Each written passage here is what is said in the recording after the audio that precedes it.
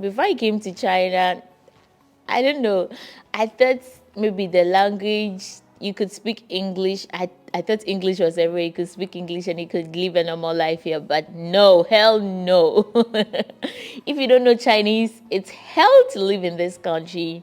Hello, everyone. My name is Nancy and I'm from Ghana. Currently, I'm in China as a student. I'm just a student here, nothing more, nothing less. And sometimes, since it's been online recently, it's kind of boring, but what can you do? It's really nice. This September, I would be 3 years here in China. The first year I was here, I studied Chinese language. I'm still not perfect though, but what can you do? So yeah, with that, I've been living here. It's okay. And I feel China is a good country. We'll go more into that later. But for now, I'm kind of having a stable life here for now. So my life here in China as a student, at the first year when I came was offline. So you could go to class, meet your friends from other countries. You know, it was going on well. And right after that, when we vacated for the first semester, coronavirus came in. So we switched to online. And then, in as much as my teachers are not seeing me whilst having the class, sometimes it's kind of boring and you don't pay attention. I wish we could go back to offline, but I don't wish to because, you can do all that you want on online. You put your laptop beside you, the class is 9, you wake up 8:55, you open it, pop. Now she's now she was then you go back to bed. You don't even listen to her. Yeah, but at the end we just write the exams and we go ahead. So to talk about my school, I feel like Beijing Foreign Studies University is not just a school, it's a family. Even though most of us are not on campus, it's a family because the teachers try as much as possible to communicate with you what you are doing, what are you up to. And then if there is an occasion coming up, they want you to participate, to shoot videos, to do this. Like they care about the student here. For instance, I didn't know that students who are living on campus during the COVID-19, they find a way to motivate us to study well and for us to, not overthink ourselves. So they developed this kind of excellence scholarship just to give us some reward and help us study well, as compared to maybe some universities way back in our countries.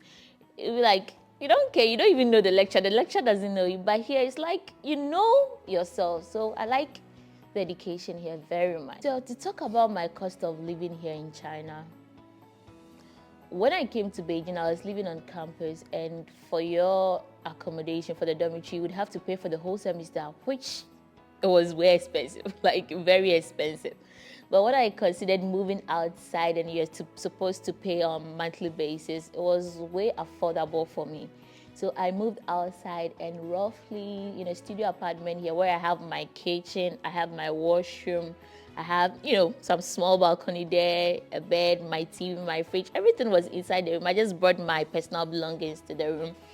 And then it was roughly 3,000 each month. So it's okay. And the transportation system, in Ghana, there was no train. So using the subway here in China, I like it. Like it's very fast. Within 5 minutes, I will be like 3 locations and then it helps very much.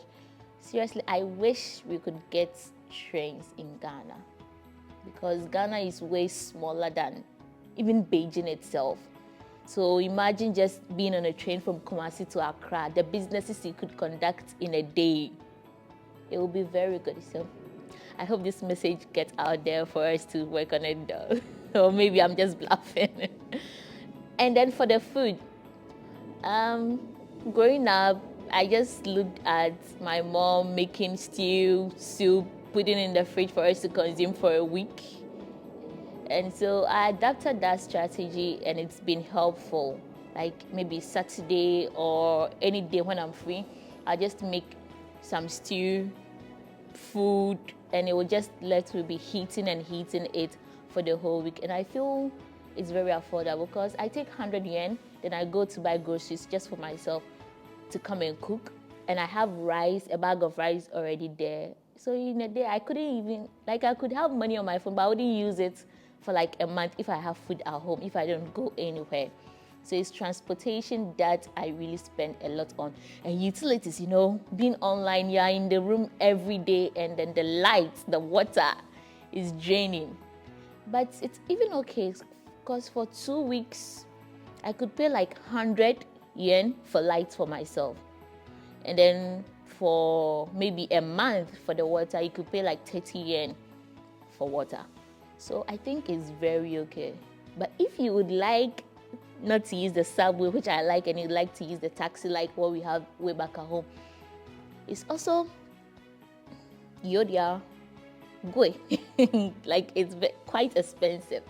So, but sometimes helpful. And the buses too are very good. It's not like the Tresky in our home that take, this one, you just go there and then you just board it and then boom, you're good to go. I think it's nice. Okay, so God willing, last year during summer, I was able to start something on YouTube. I've started an audio podcast where the name is Talk Lifewitness. So please go there, subscribe to my channel so that you help me grow as well. So we talk about life issues, whatever that is bothering us. I feel like people have a lot of issues going on in their life, but they don't have the platform to share. And so that's why it is even an audio. For instance, when you come, you don't want your face to be shown, but you want your story to be heard. You come, meet Nancy, we talk about it, share our life experiences, we advise others to, and we advise ourselves. And if you are like Lazy Up TV and Kojo, you want your face to be everywhere on the YouTube channel too, that is also an avenue for us to talk about everything. So when it comes to my social life, sometimes I feel like I'm a bit boring as compared to other mates, like other age mates of mine, because I like to be in my own comfort zone to watch movies, listen to music. I can be in the room the whole day and I'll be very comfortable. But someone will see it, it will be like boring. No, hell no, it's not boring for me. I like watching movies and I find it very, very, very happy to do that. And then when it comes to me going out, I go out occasionally when I hear that, hey, my Kokutu is celebrating the birthday, we are meeting at Stalin too. Hiya! Then I dress up. Because I know Mike, and then we just go, and then we hang out, have fun, and then we come back home doing the same thing, back to the normal routine. So my social life is kind of boring, but I hope you understand. In as much as I've liked staying here in China, you can't work as a student. It's kind of troubling because you could maybe multitask and do the same at the same time, but here you can't. So after the 4 years, I would like to relocate to somewhere I could, continue my education and then work as well. The money is important. So that is my plan, and I hope to see it come true, and I hope to. I'm working on my social life though, to have more fun before I regret my old life. Living in someone's country, you don't have your family, you don't have, the whole vibe is not with you. You're in someone's country, so that means that you got to survive, You need to survive, I need to survive too. So I'm in China as a student, but I hustle a little bit. I hustle a little bit.